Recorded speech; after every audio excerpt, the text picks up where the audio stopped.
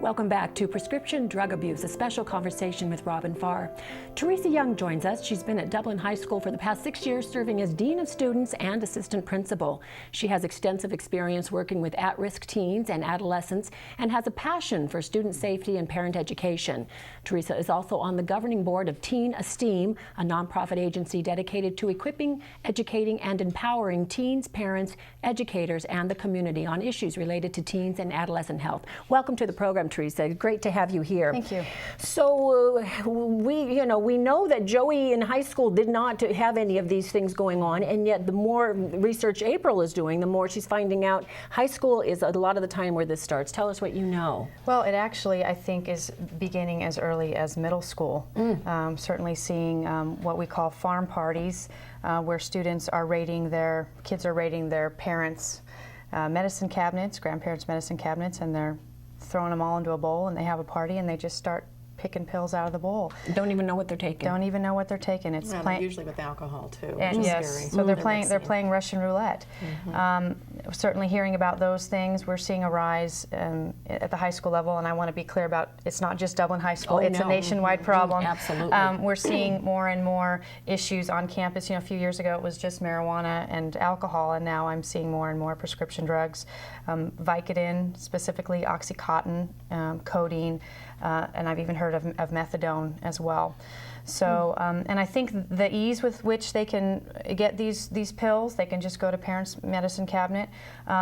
Also, it's very hard to detect when a student is on pills. When they're smoking pot or they're drinking, you can smell it. You can give them a breathalyzer. You can give them some sort of a test, but they can easily disguise it.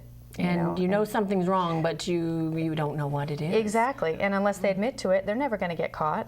So there's just so many pieces to it, so many levels of ease to it that we're seeing. Well, there was one point I really want to make, Teresa, the Adderall, or ADD drugs. Thank you. Yes. Those are being used also, so children who have a true ADD issue will often take their drugs and they'll say, hey, I can sell this on campus for money.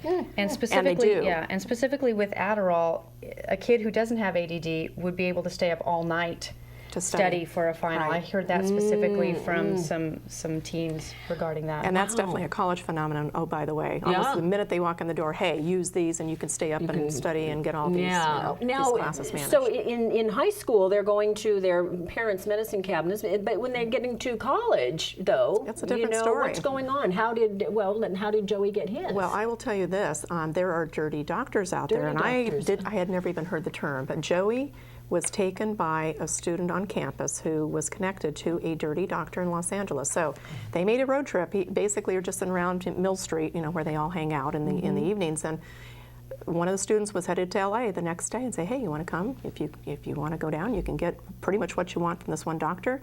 And this is what you can earn from it. There's money involved, a lot of money. A prescription of 90 Percocets is worth $1,800 and what would you on pay campus. for that?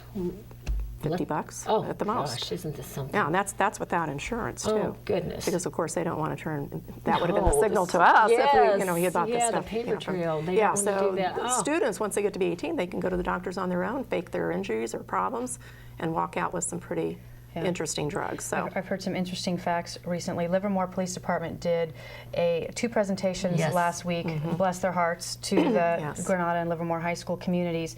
And they said that if a kid has a 5-pill-a-day habit, now these pills go from anywhere between $15 and $40 a pill.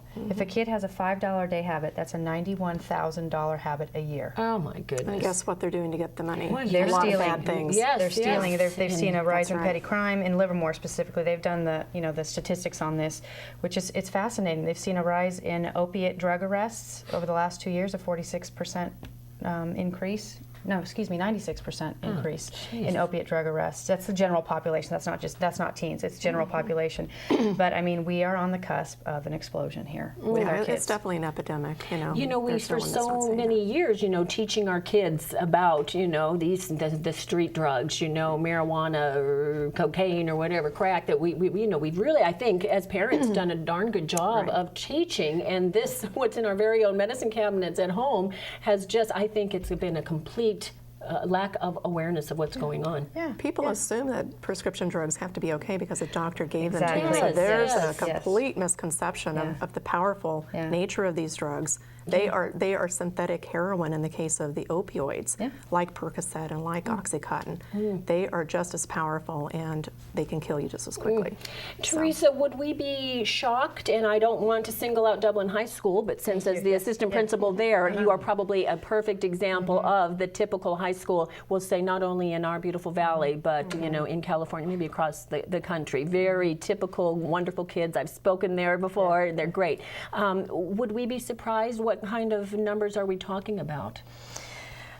Well, not big numbers because we're a small school, but certainly, like I said, we're seeing more and more of that when we can catch them. I mean, they have to be in possession of it. You know, if they're just ingesting it, we don't know that they're on it. So, but you know, I have my suspicions about what goes on at proms and things like that, where you know we search them, we breathalyze, we do things like that, and I just have the sense that they're doing pills or they're doing ecstasy or something like that. Something that is very difficult to trace. So I think there's more of it going on than we're aware of, to be honest. Yeah, it's easy to hide. You just go pop something in the bathroom. And by the way, it's often though they chop these pills up and they do the snorting thing with them too. Yeah. That's how they get the high in the case of the opioids. I was just talking to Amy Souza, who's the director of the of Access Community Health. She directs the teen and drug and alcohol counseling. She does a great job over there. I was just speaking with her this morning, and she was saying she's seen a huge increase in this, and the addiction goes from ingesting them to snorting them to smoking them, because there's a time release with the opiates that if you know when you're a full-blown addict, you need to keep chasing that high. So when you snort it or you smoke it, you It's get that quicker. immediate. It's quicker. There's more of a euphoric feeling. when Are you use finding them that way. parents, I mean, because you're still, you know, as a parent, you're still very involved at the high school level, or at least we hope that they will be. Or that you and I were talking earlier Well, about you some know, people say, oh, I need to give my kid the privacy and and all of that. And that's, I don't know that we have the luxury of privacy at this when we're talking about something as grave as this. Right. I was a mom that was pretty sneaky in terms of looking for information. Even when my son would come home from college, I will tell you, you know, he'd drop his pants in his room. I was in there In the checking. pockets, yeah. Never found a thing, but I always had that sense that I wanted to know what was going on. Yeah, yeah. And I don't know, everybody has their own views on the privacy issue, but my feeling was you needed to know as much as you possibly could about your child. And yet, look what happened to us. So Right. I don't know. You need to stay close to them. You need to have as much information about their friends as possible. Don't trust other parents. Other parents allow drinking in their homes. They will go buy the alcohol. They feel it's safer to have them right there in their own homes. Alcohol and marijuana, statistically, they can say that leads to prescription drug abuse and other illicit drug abuse issues. Is that that's the gateway sort of a thing? It starts with alcohol. Oftentimes, yes, alcohol, marijuana, and then the opiates. Of course, junior high kids, you know, sometimes it's easier to get the prescription drugs because they just go into the medicine cabinet and grab it. So, but for usually the full-blown addicts, that's the progression. What do you, I mean, are you out there looking for it now that you're so aware of it? Is it something that you can sort of tell? I know you can't smell it or anything like that, but is there a behavior? And then what do you do with that information? Do you just keep an eye on it until you get an opportunity?